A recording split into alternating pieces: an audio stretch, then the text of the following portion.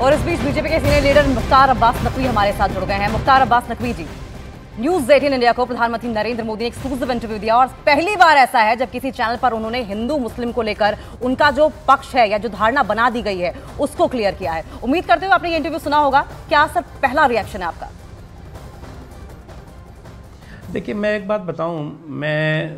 मुझे मेरा ये सौभाग्य है कि नरेंद्र मोदी जी के साथ लगभग 24-25 साल मुझे काम करने का मौका मिला। 2002 से लेकर 2024 हो रहा है। उन्होंने कभी भी जो है वो रूम में टोपी और रोड पे तिलक वाली सियासत के जरिए सांप्रदायिक तुष्टीकरण के छल को से समावेशी सशक्तिकरण के बल को हाईजैक नहीं होने दिया। उन्होंने हमेशा जो है वो सांप्रदायिक तुष्टीकरण के छल को ध्वस्त करके समावेशी सशक्तिकरण के बल को मजबूती दी और समाज के आखिरी पायदान पे खड़े हुए व्यक्ति की आंखों में खुशी और उसकी ज़िंदगी में खुशहाली आए, इसके लिए उन्होंने कास्ट, कम्युनिटी, रीजन, रिलीजन, इन तमाम बाधाओं और इन तमाम जो सियासी शोशे थे उसके तरफ नहीं देखा। उन्होंने एक ही चीज़ कही कि अगर छत मिलनी चाहिए तो हर ज़रूरतमंद को मिलनी चाहिए, सड़क का फ़ायदा होना चाहिए तो हर ज़रूरतमंद को होना चाहिए, नल से जल मिलना चाहिए तो हर ज़रूरतमंद को होना चाहिए, राशन मिलना चाहिए तो हर ज़रूरतमंद को होना चाहिए, विकास की रोशनी मिलनी चाहिए तो हर ज़रूरतमंद को होनी चाहिए, सुरक्षा होनी चाहिए तो हर ज़रूरतमंद की होनी चाहिए, वो हिंदू हो, मुसलमान हो, सिख हो, ईसाई हो, किसी भी कास्ट का हो, किसी भी कम्युनिटी का हो, किसी भी रीजन का हो, किसी भी रिलीजन का हो, चाहे वो गुजरात के मुख्यमंत्री के तौर से रहे हैं और चाहे 10 साल तमाम तरह के संकटों और कंटकों के बावजूद देश में प्रधानमंत्री के तौर से नरेंद्र मोदी जी का कार्यकाल रहा है। तो इसलिए मैंने एक बात कही कि उन्होंने जो है विकास और विरासत दोनों पर ज़बरदस्त तरीके से तरक्की और उसके साथ साथ उसके संरक्षण और सशक्तिकरण के लिए काम किया है। अब जब विरासत की हम बात करते हैं तो लोग जो है वो अगर कोई हिंदुत्व का नाम ले लेगा, सांस्कृतिक राष्ट्रवाद की बात होगी तो उस वक्त तो जो है वो गाली लगती थी लोगों को। आज वही लोग जो लोग की जो है वो हिंदुत्व और सांस्कृतिक राष्ट्रवाद को गाली देते थे, उसे सेकुलरिज्म के खिलाफ कहते थे, आज उसी रास्ते पे उनको भी जाना पड़ रहा है।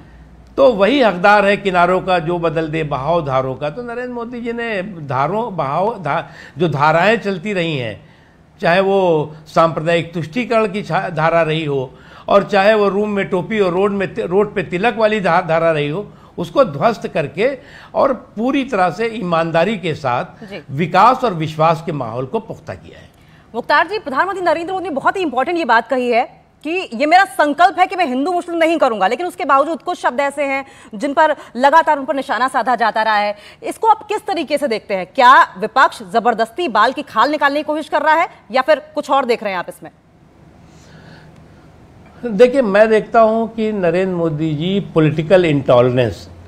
राजनीतिक असहिष्णुता के सबसे बड़े शिकार रहे हैं और इन पिछले अगर आप उनके राजनीतिक सफ़र को देखें तो चाहे वो गुजरात के मुख्यमंत्री रहे हों और चाहे जो है वो केंद्र में जो है वो जनता के जनादेश से देश के प्रधानमंत्री रहे हों, आपको ध्यान होगा जिस वक्त नरेंद्र मोदी जी को देश की जनता ने जनादेश दिया उसी वक्त जो है वो यहाँ पर जो है वो अवार्ड वापसी अभियान शुरू हो गया। शोर मचाया जाने लगा कि असहिष्णुता बढ़ गई है, शोर मचाया जाने लगा कि इस देश का मुसलमान जो है वह असुरक्षित हो गया है, देश में सांप्रदायिक उन्माद होगा। क्या हुआ? इन 10 सालों में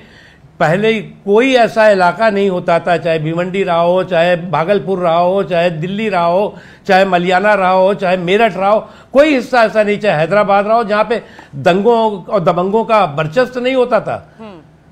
इन 10 सालों में लोग जो है वो सुरक्षित हुए हैं, दंगों से भी और दबंगों से भी। और इसमें कोई मुसलमान खाली सुरक्षित, हिंदू थोड़ी सुरक्षित हुआ है, हर हिंदुस्तानी सुरक्षित हुआ। और उसी तरह से आतंकी आफत,